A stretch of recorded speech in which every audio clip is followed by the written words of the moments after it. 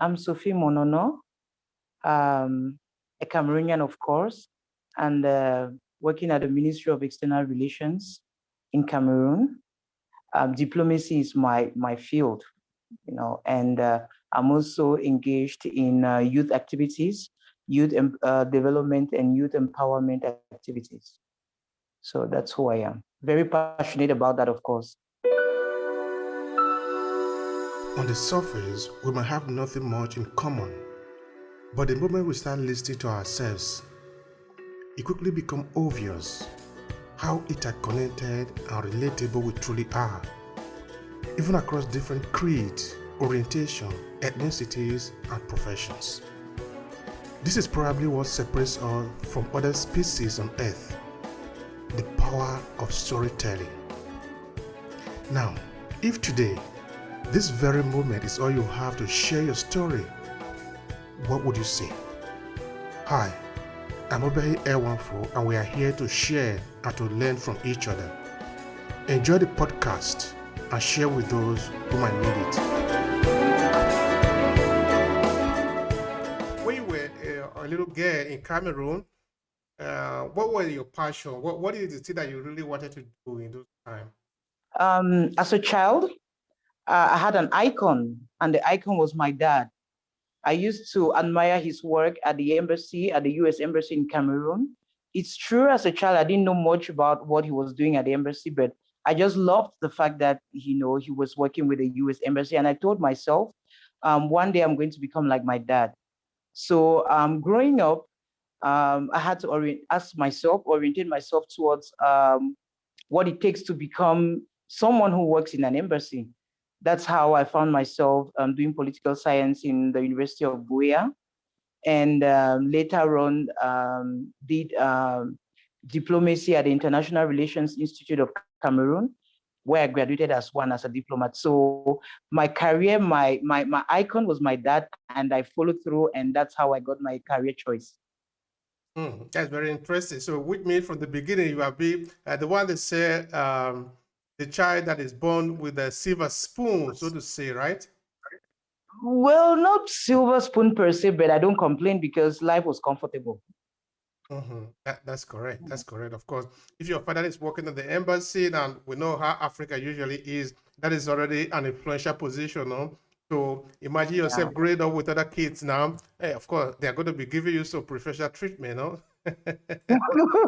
No, not really, not really. My dad was very hard. I mean, he worked hard, and he taught us how to do same. So even though he had the money he had, I mean, it wasn't given. It wasn't automatic that we had to live like with from a silver spoon, but we had to also work hard. All right, that's good. That's good. So he didn't spoil you. He treated you well, no? Let's put it like that. Correct? Yeah. Okay.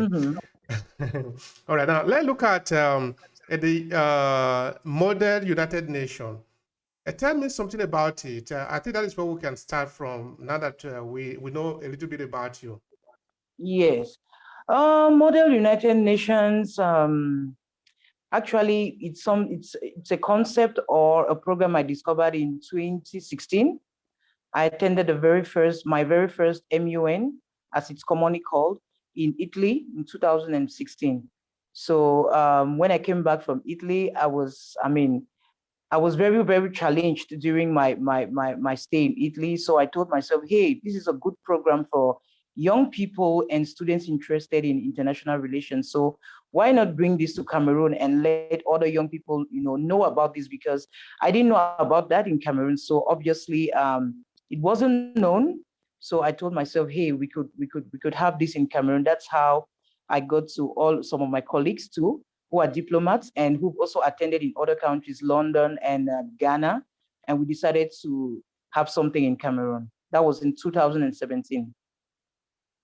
And how easy was it for you to sort of organize the people together and then launch this project there in Cameroon? Okay, I remember in 2017, in February, I was in Addis in Ethiopia, and I got contacted by the Simon team in Kenya, Sub-Saharan International African Model United Nations. So I was contacted, and they asked me if I could host Simon in Cameroon, because their concept was for sub-Saharan Africa, so meaning that any country could host. And I told myself, I mean, I've never organized the moon, but I'll be interested to pick up the challenge, of course. So I came back to Cameroon, and I got some of my friends. I explained the concept to them, and they too were interested. Being young people who are passionate about international relations, they told me, "Hey, let's do this." Even though we've never organized one, but who knows? We would learn in the process. So that's how I became the team president for MUN in Cameroon. And being the team president, I had to research a lot. I had to research a lot because this concept was new to every other person, and people were looking up to me. So I couldn't just tell them, "Hey, I don't know what an MUN is, what do we do?" And no. I had to carry the responsibility of the leader, research a lot. I had to go through Google, YouTube, and all the platforms out there, and gathered knowledge on how to organize an MUN. And that's how I led my other colleagues along. And we had the very first one in 2017 called Simon. Yeah. All right, great. MUN, that is a word for it. That is a key word, no? Yeah. Model United Nations, correct? Yeah. That's it. Okay. So now somebody might even be wondering, what can be the primary objective of a project like this? What would you say? Model United Nations, the primary objective is to give young people, the platform to seek solutions for world problems, and now through discussions, through negotiations and debates, just like it's done in the UN. So young people, they will not only look for solutions, but they will do it in the model, in the style of the UN. So it's actually giving them the platform to seek solutions for world issues. Okay, but in Cameroon, the one that you organized in Cameroon, what was your primary mission that you wanted to achieve with the organization by making sure that this was hosted in Cameroon? Okay, the primary objective, like I mentioned earlier, is I wanted to have Cameroonian young youths and students be open to this program, because first of all, when I attended it in Italy, I discovered it for my first time, and it was very interesting. I met students who were younger than I at the time, debating, negotiating and manifesting soft skills that most of the people I know do not have. So I told myself, I mean, I'm into diplomacy and international relations, yet I couldn't meet up with these young people. So this is something that the youths in Cameroon and the students especially, they can benefit from if we introduce the program in schools and universities and among young leaders. So that was my prime, to see young people open up, discover how to model the UN and come up with solutions relevant to the society. So how was the result? Okay, now it's not like you are trying to do it, you have already done it. So now you can speak of what have been the result, no? So tell me about the result. 2017 we had the first edition, 2019 we had the second, and 2021 this year we had the third edition. Now the results are alarming. Positive, very, very positive. In the beginning, it was challenging, of course. 2017 being the very first edition, it was challenging. We had so many challenges that we couldn't imagine would come with organizing an MUN. But as time went on, we had to adjust. And the feedback we've had so far from students and those who've attended, it's so encouraging. That's why we continued, actually, because if not, we would have stopped. Since 2017 was the very first attempt. If it wasn't that good, maybe we wouldn't be here 2021 still organizing MUNs. Thank you very much for that. Now, in terms of, say, promoting African culture, promoting African pride at the end of the day, because you said before that one of the reasons you decided to host the MUN in Cameroon after you have witnessed the one in Italy was to help young people to sort of develop ideas in this area, because you are from the background of international diplomacy. So looking at MUN from that perspective, do you think it is relevant in regard to promoting African integrity? Actually, how does it do it in a way that the children that participate, they can have they can develop a strong passion and a strong passion for their own heritage as Africans? Okay. First of all, just to mention that African culture is also exhibited through MUNs, because the first thing is that we open students, participants to meeting other Africans. Okay, so we have other participants from Nigeria, from Togo, Tanzania, and all the other African countries that you know of. So now when they merge, we believe that when they merge with our own Cameroonian youths, the exchange. Okay, that's also one of the soft skills that MUN brings. That's networking. Networking. So there is a possibility to network, to learn from other countries, other young people, what the values they uphold in their countries. And just to add that in MUNs, there's a section for socials. It's called social events. During the social events, we promote the culture. Okay, we have young people dress in their traditional ways. Some even go as far as preparing traditional meals and displaying their culture. So that's a particularity of MUNs. We have the social events part, which is really, really culturally oriented. Okay, MUN, is this something that is available only in African countries, or is also in other part of the world? I don't know, maybe like in other continent, for example. Maybe, for example, this is a project that is organized by the United Nations to promote world culture. So in this case, Africa is not the only one that is in the world. So that is from what perspective I'm trying to understand that. Okay. Just to say, MUN is as old as 1921. Okay. 1921, it started with modeling the League of Nations at the time. So it started in the US. Okay, now so far MUN is very common, very popular in the US, in Europe, in Asia. Instead, in Africa, it's a new concept. Okay, in Africa, we have associations that are not up to 10 years. So in Africa, it's relatively new. But in Europe, in America, I mean, since 1921, you can imagine, we have more than 500 MUNs out there. More than, I mean, in a country, you can have about 4 different MUNs, 4 different organizations having MUNs, so it's really, really a common initiative out there in the US and in Europe and in Asia. But in Africa, we still have countries that do not know about MUNs. So far, we have a WhatsApp group that of which I'm heading for all the executive directors of MUNs in Africa. We are just about 11 or 12. So you have Nigeria, you have Ghana, you have Sierra Leone, you have Cameroon, of course, mostly West Africa and East Africa. So Central Africa, nothing. You don't have, and the French part of Africa, nothing too. So it's relatively new in Africa. And why do you think that is the situation? Because now that you are into the program, of course, you probably do know a lot about it. So why do you think it's relatively new in Africa, whereas in other part of the world, it was already there for a long time? Well, I wouldn't know why it's relatively new, but one thing I know is that for the past 7 years or so, most of the African youths who are attending it abroad, that's in America and in Europe, are bringing it back into the continent, into Africa. So if you see amongst the leaders of MUNs in Africa, if you find out most of them started MUNs abroad. And then now, liking the initiative, they decided to bring it back into their country. And that's how, it's been spreading.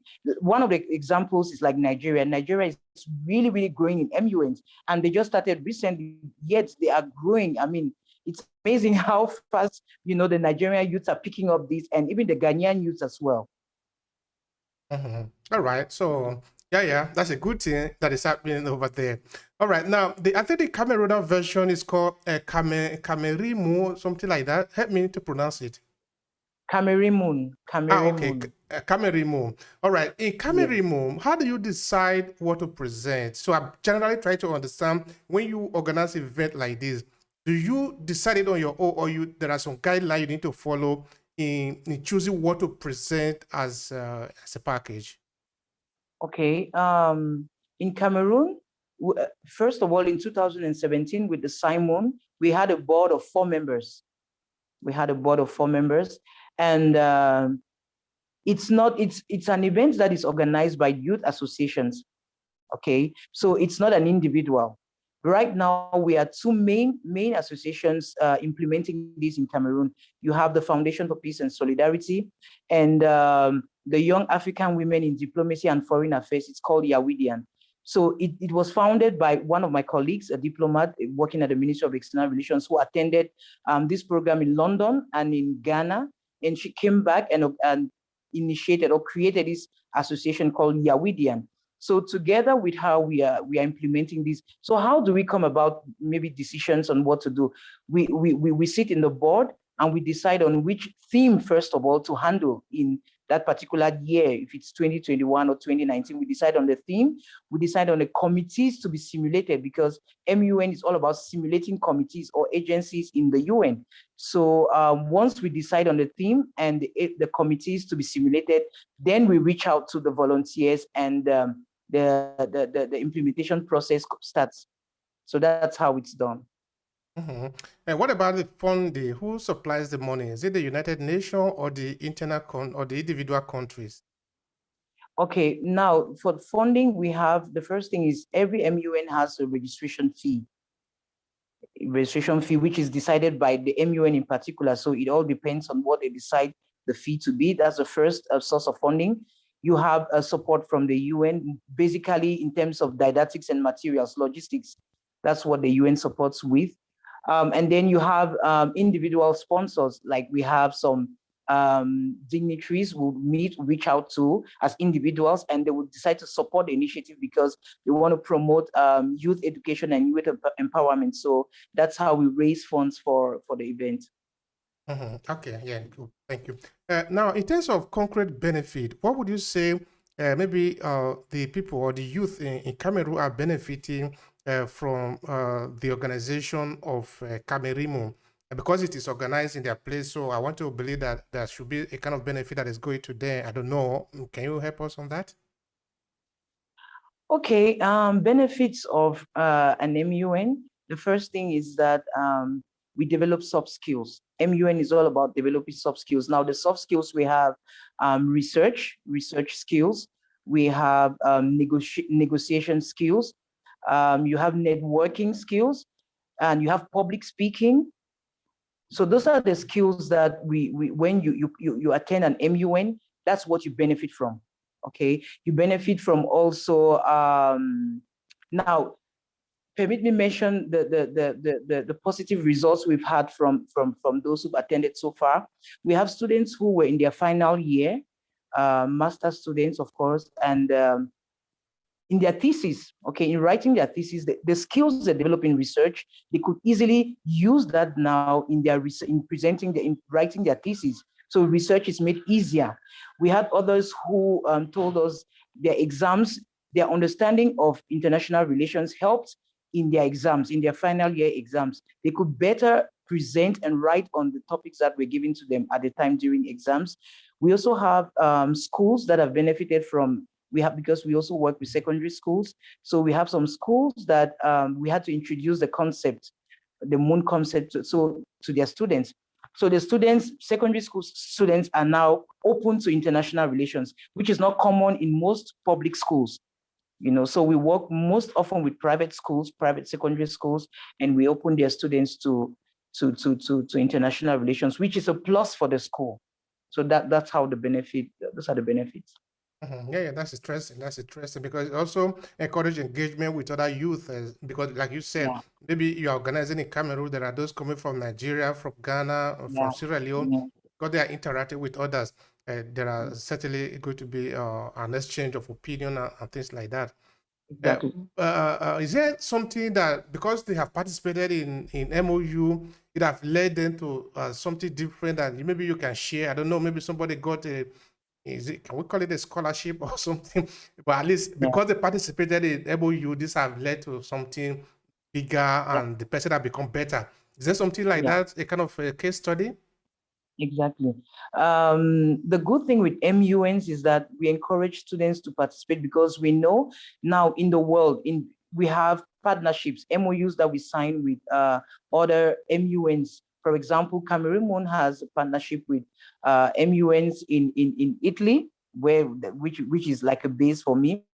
In Italy, we have that in Ghana, we have it in Kenya. So what happens actually is, at the end of the event, we award we give awards to outstanding delegates. Okay, so an outstanding delegate or a best delegate, what happens is we give you the possibility to travel to Italy to attend the MUN in Italy.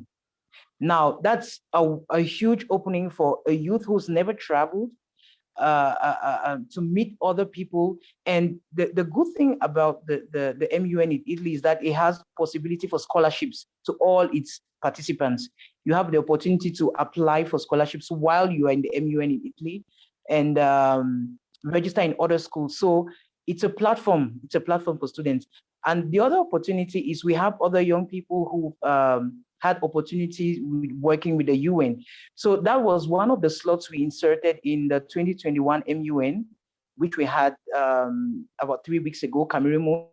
We had some of our alumni who are out there we had them speak to the delegates and give them the positive side of attending an MUN. So we had one who is in Netherlands who works with United Nations Operation Services, something like that. He has had a career in MUN all through, and now he works with the UN. We also have one of ours who is in Canada right now. The same thing. So it's a platform. You can use it, and you may not use it, because we have some youth. If you're not sharp, as it said, you might attend an MUN and then you stay at home and nothing happens. But if you're very sharp, you attend an MUN the first time, your life changes, because the networks you build help you in your career automatically. Yeah, so that's absolutely. Network is everything, especially nowadays, able to network with other persons, it helps you along very many places. But you also work as a head of national director of Foundation for Peace and Solidarity. Is that correct? Yes, that's it. Foundation for Peace and Solidarity. Okay, can you explain what that means? Because somebody might be interested, Okay. Foundation for Peace and Solidarity is an organization based here in Cameroon that also has a representation in the US. The CEO is based in the US, and the organization runs here in Cameroon. So we are into organizing programs related to, just like the name, to peace, solidarity, human rights, and related fields. That's what we do. And how do you go about promoting peace? What are your strategies? Let's put it that way. Okay. Under the Foundation for Peace and Solidarity, we've been organizing a number of programs geared towards contributing in peace. We have, for example, in 2009, we had the Human Rights Education Program, which was held in the Northwest region of Cameroon between two communities that had been in conflict for several years. So we had that human rights education as a means of resolving conflict, which was very positive at the time, sponsored by the British High Commission in Cameroon.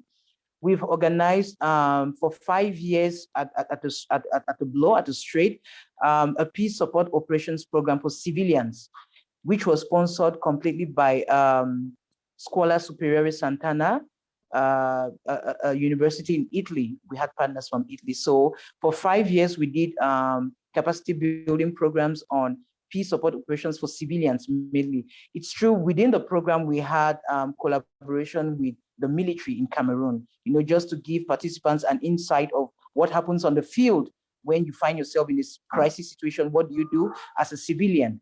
We've also had programs, for example, we know that it's known that in Cameroon right now we have the Anglophone Crisis.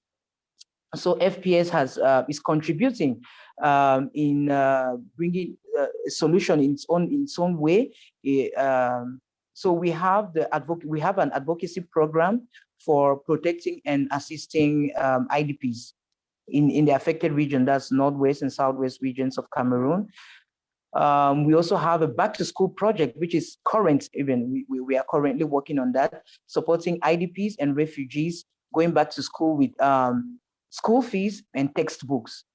And we've also had other programs like career coaching for young people from the university, orientating them on how to choose a career and how to go about life. So that's what we do at FPS.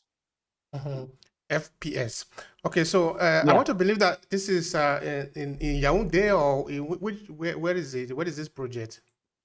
FPS is based in Yaoundé, the capital of Cameroon, yet we work, across the regions of Cameroon, in the southwest, in the northwest. Wherever we have projects, we do work. So we are not limited to Yaoundé alone.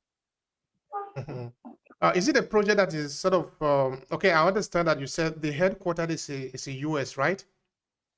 It's in Yaoundé. The Okay. headquarters is in Yaoundé, yes, but currently we have the CEO based in the US. Okay, the CEO is in US. Okay. Well, I'm trying to understand if it's a government affiliated project, or it's a kind of a non-governmental organization, something like that. It's non-governmental. Okay. Yeah. So okay, I'm trying to understand the conflict that you mediated. You try to bring peace. You were referring to what kind of conflict are we talking about here? In the Northwest region, we had these two communities, villages, as we call them here, that were have been fighting so long over border land. They're fighting over land property. So and it went so violent because we're talking about disputing land. You might feel that it's just about this person saying this is my land and stuff, but it went so violent that we decided to come into the community.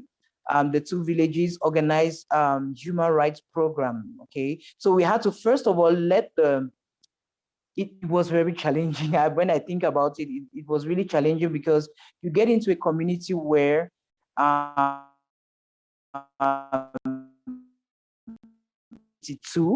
meanwhile your aim is to bring them together, help them understand that, hey, you need to live in peace because your neighboring villages, and your young people are fighting against each other. The women are fighting against themselves and stuff like that. So how do you live in peace?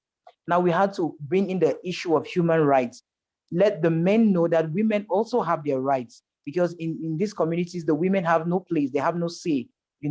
So and the youths too, they believe that everyone is a traitor. So coming to such communities to help them come together, it was very challenging. But the good thing about it was that at the end of it all, a community that had not worked together for so many years, we organized a football match, and the youths from both communities did attend. We had women who came together. We had traditional heads. We had men, the association of men from both communities come together. So yeah, that's how the project went through. And that is interesting, because at the end of the day, the individual, people like you are not a government employee. So thanks to this, I don't know what kind of a project is it, whether it's a project that is run by, I don't know, like you said, the CEO is not in Cameroon, but okay, fine. At the end of the day, it's not a government project, but it's a project by somebody who is concerned about the interests of the people. So you are working there, try to resolve the conflict. That is something that is laudable, something that needs to be encouraged, no? Oh, I can't get you. Can you hear me? No, I didn't get the line went off for some seconds. I don't know. I was saying that even though it's not a government project, but the fact that the individual have managed to organize themselves and you are resolving conflict that are out there among the people is something that really need to be encouraged. It's really very positive as a project. So what I wanted to ask there is, how do you usually get involved with this kind of conflict? Because I see peace promotion, that is, of course, that is what you are going to be mainly about now, solidarity, peace promotion, or something like that.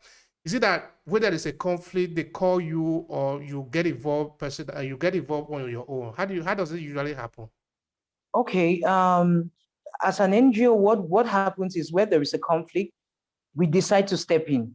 Okay, so we have volunteers who would initiate a project. Okay, would see the necessity to act in this way or in this aspect, and we initiate a project and we carry it on. Now, once we initiate, if we have problems with fundings, at times we apply for fundings, like the Human Rights Education Program I mentioned earlier. It was sponsored by the British High Commission in Cameroon. So where there is a need for funding, we seek for funding, but we do initiate our own our programs.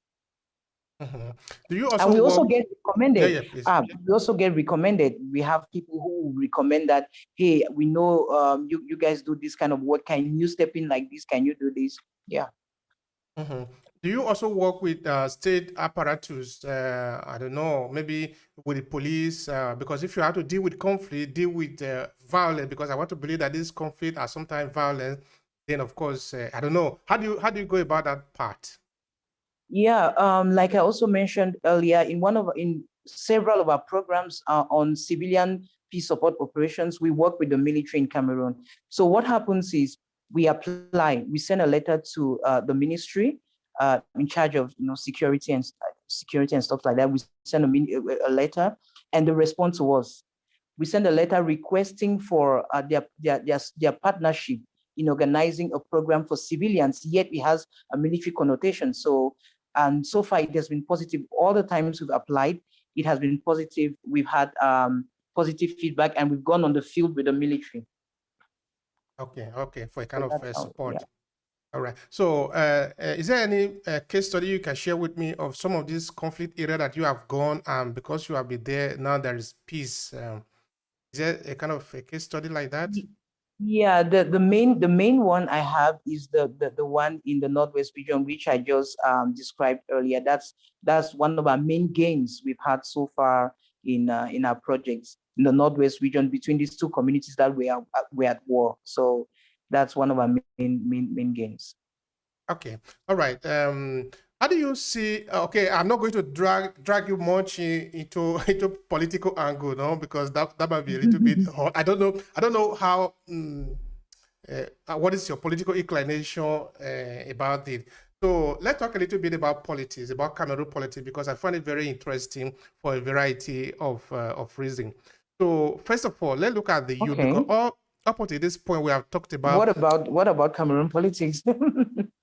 I don't know if you have a specific question or something you would... Yeah, sure. I'm coming to that. So I said up until this point we have talked about the model that you are involved in that have to do with the youth. Then also the conflict that we talked about just now had to do with the youth. So at the end of the day, it means that the youth in Cameroon are really very vital and important in this case, and of course the politics too. So since you have been there, I see you almost like they will say the children that are born with the silver spoon, like I said before, though. So within the politics, of course, in Cameroon. So I believe that you are also the right candidate to answer some questions related to politics, because you are being in the angle, except of course, maybe you choose not to respond to certain question. That is your own right. I'm not going to force you. Yeah, of course. Of course. So tell me, how do you see the participation of Cameroonian youth in the politics in Cameroon? Youth participation, I would say it's quite timid. It's quite timid. It's not active at all. In my own point of view, of course, someone else might have another orientation to the question. So for me, it's quite timid. We have fewer youths involved at the level of the local government. Not to talk of, when it comes to elections or the electoral process, you have very limited youths who are interested.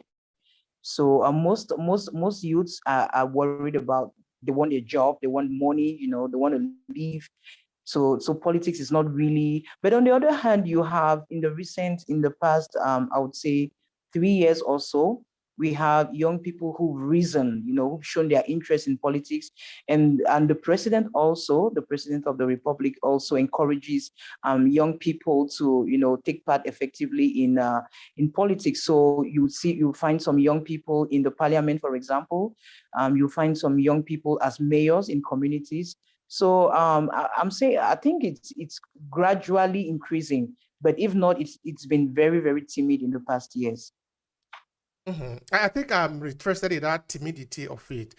In that I don't understand. Why do you think the youth are timid? Like I said before, this area, of course, you know it very well. Of course, you can choose what to respond to or what not to. This, but we are basically just discussing here. You know, why do you think the youth in Cameroon are timid in terms of the politics? Yeah, I think that the youths are timid, like I said earlier, it's because some of them they want to leave, okay? They want a job. They don't see themselves getting maybe the job through politics. So they want a job. For example, if you have a young person who maybe graduates from the university and you tell the person, hey, come join politics and let's have a political party or something, the person will tell you, the youth will tell you, no, hey, I want a job. I'm looking for a job. I need to make some money. I have my family to support. I have this to do. So most of them, that's the first thing. I think most of them they want to work and they want money. They want to earn a living. And then the other part, I think also is that some of them have given up. Okay. There are some young people, when you talk to them about maybe voting and, taking part actively in politics, they'll tell you they've given up because they really don't see the change. That's how they see the change is it's not visible. It's not tangible. Even though change is something that is progressive, it's gradual too. But I mean, so I think those are the two reasons why youth participation might be timid. Okay. Now, talking of the change, in fact, I'm not very sure that I even understand the Cameroonian politics very well, even though I'm in Nigeria, we are just close by there, no? In that the president of Cameroon, Pobia, has been the president for a very, very long time. For more than 40 years, is correct. So, how do you even run a kind of a democracy like that? I am not really clear. I'm not sure I understand it. Please help me explain it. Well, that's a domain that I wouldn't know much what to say. I think it's a tendency in African countries, like we see. I think it also depends on the people, what the people, like it said, what the people want. Okay, so if there is elections for a president and the people decide to vote and maintain their president, I think it's their choice. So in terms of longevity and all of that, I really don't have much to say about that. Okay. Anyway, I had a follow-up question to that. Maybe we might just leave that to another conversation because it might be a little bit hard for you. Because okay, fine. Let leave that part. Okay. Now, what can you say about your connection with the Camarona Diaspora? Because we are in the diaspora. Sometimes we have a very hard conversation. Sometimes also about our politics back home. Because we want things to function, not for us, not for the people that are away from Africa, to function for the people that are in Africa, no? So in the case of maybe Cameroon, just now you were making mention of the youth that are big timid. If I were maybe to respond to that, maybe we might be talking of that the youth are naturally not be educated to understand even their own role in politics, because somebody has been there for more than 40 years and they still continue to be there. The politics is a little bit funny. Anyway, it's okay. I don't really want to go into those areas because it might not end very well. Okay, fine. So what is your own connection with the diaspora? So let's connect to this part.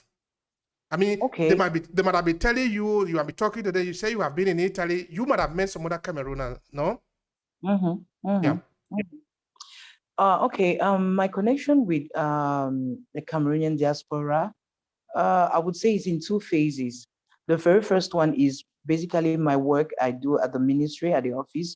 We handle cases of Cameroonians in for example, countries like Brazil and others, when they have issues related to legalizing documents or certifying documents or social problems. Okay, they have social problems, they revert to the embassy, and the embassy gets to the central office where I work, and we try to resolve the problems. That's the very first, I would say that's the very first connection I have with the diaspora. Now, the other part is at a personal level.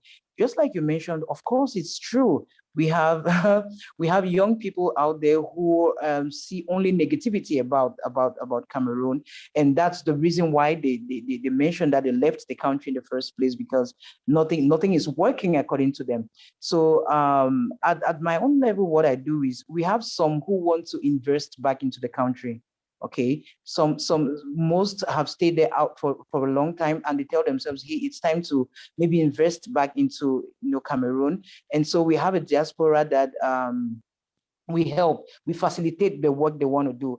For example, at the personal level, if you want to buy, I'll just give an example like this. If you want to buy a land, in back here in Yaoundé, or maybe in Boya, wherever, we can help to facilitate, okay, the purchase of that land. So that's the kind of relationship, my connection with the diaspora. That's how we work. And that is really very interesting. The other day, I think that should be like a week or 2 weeks ago, I was interviewing also a Nigerian who is in this line of business that is trying to have work in the real estate.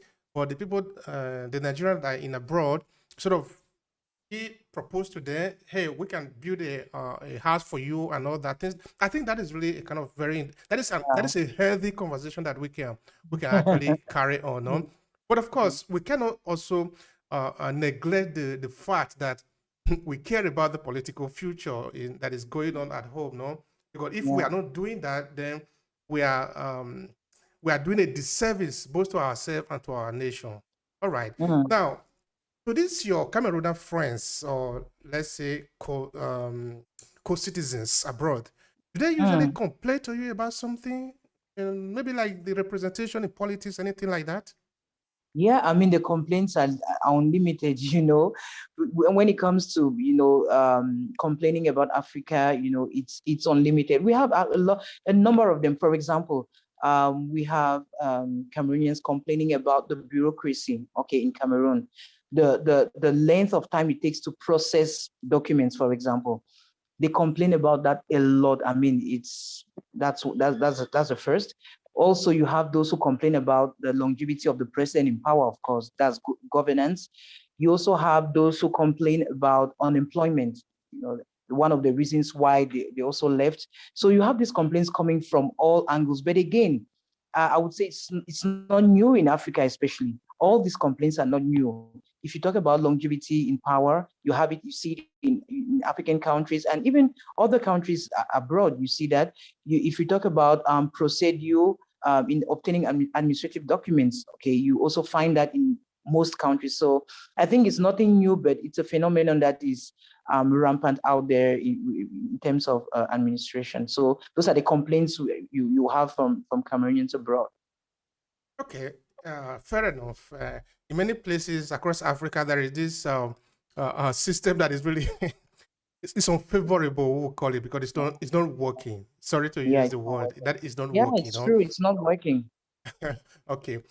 So do you think the complaint by the Cameroonians abroad, because I do know some of them too, because we are here in the diaspora, we are here together, we know what we are going through here. Our life is not easy here too. We really sometimes go through torture. So that at a point we say, I wish I was at home. Also because we know what is going on at home, because we have friends and family at home. So it's not like we don't know what is going on. We do know what is going on too. Okay, we do know a little bit what is going on. Do you think the complaint by the Cameroonians abroad is legitimate? This is your opinion. Yes, I think so much. I think it's legitimate. I think some of the complaints are legitimate, of course. For example, I'll just give a recent example we have in Cameroon. We've had the problem of the process of passports, okay? With the process of having a passport, especially if you're out there, is a little bit long. And it's but normal, because by the time you apply for a passport and it comes, back to Cameroon, or whatever the means, the process it's used to be established, it's quite long. So recently, we have the head of national security who handles passport issues. The process had to be modified. Okay, because of a lot of complaints, the process had to be modified. And now a Cameroonian passport that you could have, maybe which could take about, let's say, 3 months, now we have 24 hours. Okay, which is it's a milestone for us. And we've had so many positive reviews from this decision that was taken by the Cameroon government. Now we have many people in the diaspora who are so happy, because they've been crying for so long, and now a response has been brought, forward regarding their complaints. So it's legitimate, but like I said earlier, change is progressive. Okay, it might be slow in some instances, but it will certainly come. So I think it's that persevering nature which is not easy to go through. That's it. Mm-hmm. And I'm really very happy of the idea that you said 24 hour. Do you mean, I don't think I get that very well. You mean somebody apply for Cameroonian passport in 24 hours, he get it? Yeah. And the process too has also changed. At first, we had a lot of paperwork that was done, but now you just go online and you do what you have to do. And now the only thing that you do basically physically is your fingerprints. And so the process has really, really been simplified. So it's done basically online, which is a huge. I'm telling you, it's a milestone for us. It's a good step.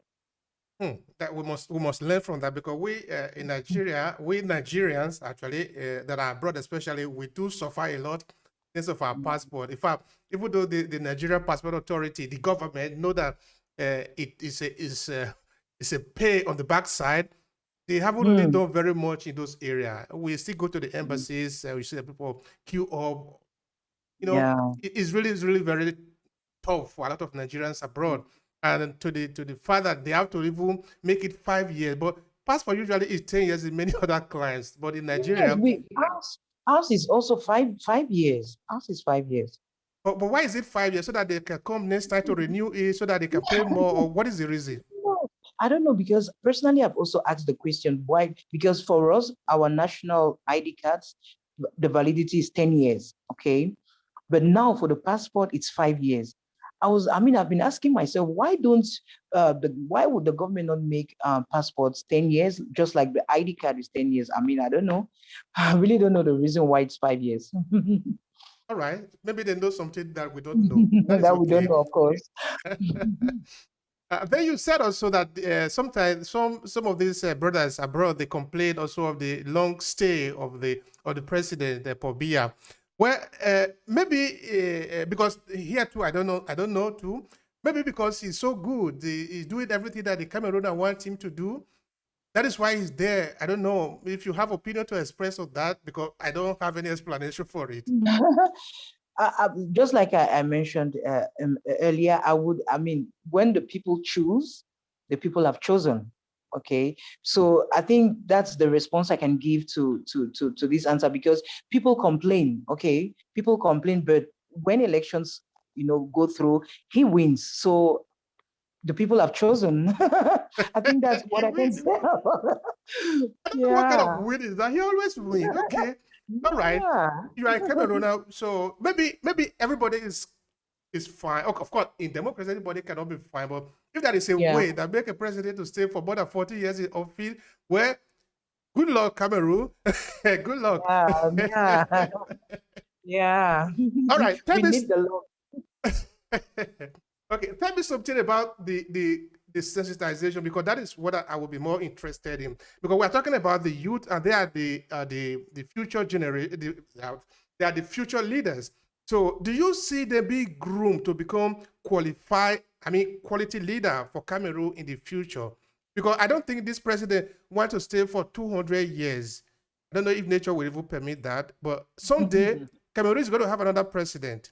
Is it preparing for it? Are we preparing the people so that they can lead the country well? Well, I think that, like I mentioned too, we have for the past 3 years or so, we've had young people who've decided to join parliament and politics. So I think that the grooming should be done at individual levels too, because it all depends on the aspirations of individuals. If I'm not aspiring to become maybe a political leader or a president, I wouldn't work towards that. But if I'm aspiring to be that, then I should follow, the process. Maybe being in a party, leading a party, and then stepping in for elections and stuff like that. So I think that the youths are actually doing that, but it also depends how far they want to go. So they are being groomed. Yeah. Okay, let's hope that they are big groomed and they are going to become quality leader for tomorrow, because that is our interest. The old one, basically they have failed us. No, we cannot deny that. So we hope that we don't fail ourselves by not preparing the future generation. That Yeah. is why we are clamoring for better leadership for tomorrow, not for today. This one is already gone. We are the fucked up And that's why generation. I think that's why at every field, at every domain, leaders are supposed to be built. And that's also the reason why we encourage students and youth leaders to pick up, to develop leadership skills, because it's not automatic, to become a leader tomorrow and to lead well. I don't think it's automatic. You need to invest in yourself. You need to build your skills. So, and it starts from a lower age. If we can have that start from a lower age, and not maybe at an older, when you're already old, that's when you're thinking of, hey, how do I lead people and stuff like that. If we can start it from the secondary schools or the primary schools, telling them, hey, tomorrow you can be the president of the country. So you need to build some skills. This is how a leader does. This is what a leader is supposed to do, and stuff like that. I think it's also one of the things we do here in Cameroon, which is commendable. And then we'll be talking about education, and that will take us another rabbit hole. It's okay. We don't even want to go there because that might be really challenging. All right, now, Sophie, what kind of change would you like to see in Cameroon? We are moving towards the end of the podcast. Okay. The kind of change I want to see in Cameroon, as someone who is passionate about youth development, seeing young people develop their skills and understanding their potentials, making use of their talents, I would like to see young people who are open-minded. Okay, my focus, my aim, my prayer, of course, is to see young Cameroonians who are open-minded, who are ready to invest in themselves, not those who are just, because most of our young people now, they want instant gratification. Okay, they want to have money instantly, which is something that is not really feasible and not advisable, of course, because that will take you to somewhere else.